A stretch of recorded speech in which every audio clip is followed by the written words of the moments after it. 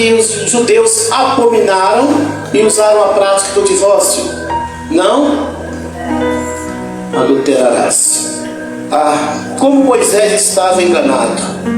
Os anciãos levaram esta palavra para frente, porque o líder dos hebreus implantara. Moisés colocou, então ele vai para frente. Todo mundo que cita alguma coisa, porque tem interesse em alguma coisa. Você vê uma pessoa pregando, não tem problema não, por causa disso, isso, não tem problema não, é porque ele está de olho em alguma coisa já. Ele está sendo oportunista, ele está procurando uma oportunidade. A verdade é, glória a Deus. Os fariseus tentaram Jesus dizendo que Moisés no deserto mandou divorciar. Escute só para vocês verem que situação. Aqueles disseram: e tu dizes o que da separação? Podemos divorciar? Então Jesus relatou: por prostituição vós poderão casar-se. Aí as pessoas não sabem. A Bíblia laica, a futura Bíblia que está chegando, já está começando a unir os 3 pecados num só, né? A Bíblia laica vai ser um pecado só, não vai ter mais prostituição nem fornicação, só adultério, né? Glória a Deus. Mas é isso que está funcionando, certo? Infelizmente essa situação aí. Mateus 19:3. Uma pergunta que os fariseus fizeram para Jesus, né? Então chegaram ao pé dele os fariseus, né? Tentando, dizendo-lhe: é lícito o homem repudiar sua mulher por qualquer motivo? Então vocês veem que foi uma tentação que fizeram ali com Jesus, né? Mas o Senhor, nosso sumo sacerdote eterno, ele sabe reagir e responder claramente. No Evangelho de Mateus, embora destinasse aos judeus, também favorece gentios. Vamos lá, vamos ver como funciona. Amém? O Evangelho de Mateus, irmãos, foi dirigido aos judeus, tá? E também tem partes para os gentios. Então eu não vou guardar o Evangelho de Mateus porque eu sou gentil. Irmãos, primeiro, nós temos que guardar tudo que favorece a vontade de Deus. Na nação israelita, quando o noivado acontecia, o casamento era considerado. Viu? Quando o noivado acontecia, o casamento era considerado. Os judeus têm uma regra que fazia o noivado, que era como se fosse um casamento, só não havia ainda consumação de união, mas era um casamento, era um compromisso sério entre famílias. Nessa condição, a imoralidade fora do compromisso é prostituição. Por quê? Porque nenhum era casado. O que isso quer dizer? Se há uma imoralidade entre os jovens, é fornicação. E se há imoralidade fora desse noivado, é prostituição. E se há imoralidade com alguém casado, é adultério. Então funciona assim. Louvado seja o nome do Senhor nosso Deus. Nessa condição, a imoralidade fora do compromisso é prostituição. Se praticar tal lástima antes do matrimônio, o inocente poderá casar. Louvado seja Deus. Quando uma pessoa em pecado é casar com ela, comete adultério. Então vai qualquer pessoa, vou casar com aquela pessoa que cometeu aquela prostituição. Eles praticam adultério. Por quê? Porque aquela pessoa não tem mais a sua pureza. Então passou a ser adultério. Glórias a Deus. Por essa interpretação, torna-se amaldiçoado quem pratica esse ato, antes ou depois do casamento. Para o gentil, a prática não impede a redenção, pois todos podem ter Cristo, os sumos sacerdotes, serem recebidos. Os judeus, se tiverem noivos, se casarem, não podem mais casar. Às vezes você vai perguntar assim, pastor, mas como? Escute bem que eu vou explicar para vocês.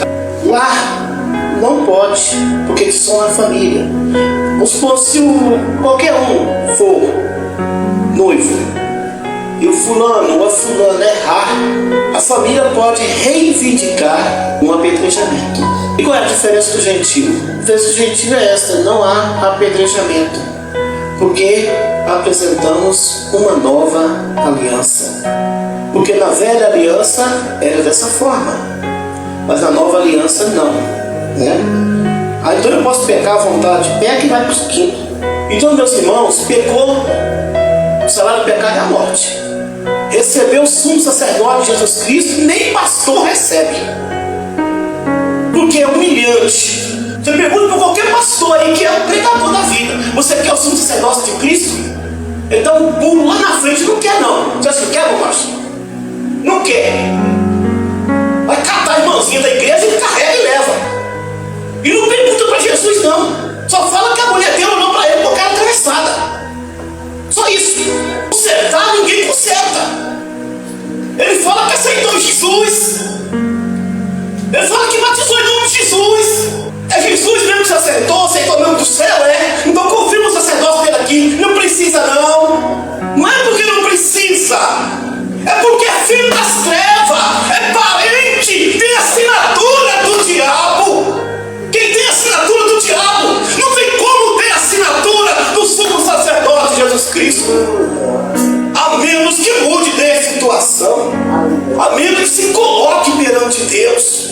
Irmãos amados, eu sei que muitas pessoas podem me odiar pelo que eu estou pregando aqui, porque é acostumado a ouvir coisinhas, mas eu não quero ser mais um, meus amados.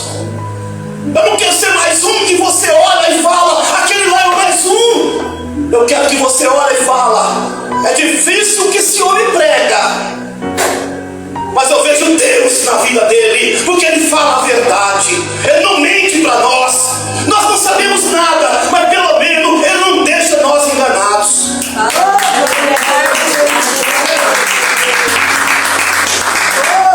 Porque eu vi numa plataforma de responsabilidade, de compromisso, para falar mentira. Sou um egoísta da vida. Deus. Amém? Mateus 19:9.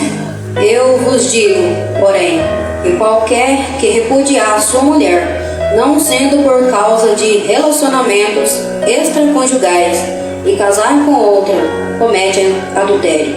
E o que casar com a repudiada, também comete adultério. Extraconjugal, prostituição, uma formação de conjugal por conta própria. O apóstolo Marcos comentou que a pessoa casada, quando ela pratica imoralidade, peca contra o companheiro e abomina o Senhor. Após o casamento, o erro consumado dessa natureza se chama adultério. Vamos ver o que Marcos capítulo 10, versículo 11 nos revela. E ele lhes disse: qualquer que deixar a sua mulher e casar com outra, adultera contra ela. Vice-versa. Vamos ver o 12 agora. Marcos 10, 12. E se a mulher deixar o seu marido e casar com outro, adultera. Agora eu vou falar com você aqui. Ah, pastor, mas o fulano não fazia parte da nossa repartição religiosa. Ele foi batizado na nossa repartição religiosa. Não importa o quinto, sexto marido ou quinto, sexta mulher que tiver. Tudo bem, você pode falar isso, mas ninguém vai te escapar do buraco. Por que isso não vai acontecer? Porque infelizmente, meus irmãos, essa é uma situação que poucas pessoas sabem a verdade. Se adultério, acabou. versículo 11 fala adultera contra ela. E por que no versículo de baixo fala só adultera? Ah, pastor, é contra ela, contra ele também. Não. O versículo de cima especifica a mulher. E o versículo de baixo fala que é os dois, adultera contra Deus e contra a mulher. Lembrando também, meu amigo que me ouve, nós temos um compromisso aqui, que nós, tribo dos filhos de Israel, somos grupos dos 144 mil na terra. Não somos quem você pensa que faz parte de um grupinho de 2 em 2 que anda de casa em casa. Não somos grupo, não. Nós somos dos 144 mil selados do Apocalipse, capítulo 14. Tá? Versículo 3, capítulo 7, versículo 4. Nós somos desse povo. Nós anunciamos a palavra e responsabilizamos por ela. Se você guardar a palavra que eu estou pregando aqui, eu pereço nas chamas eternas em seu lugar. Agora o próprio Jesus vai dizer: você guardou e você vai perecer. Não, eu pereço no seu lugar. Se o próprio Jesus vai dizer: você ouviu, se você não guardou, o problema é seu. Tá? Quem vai dizer é Jesus. Tá certo? Então eu assumo o que eu prego.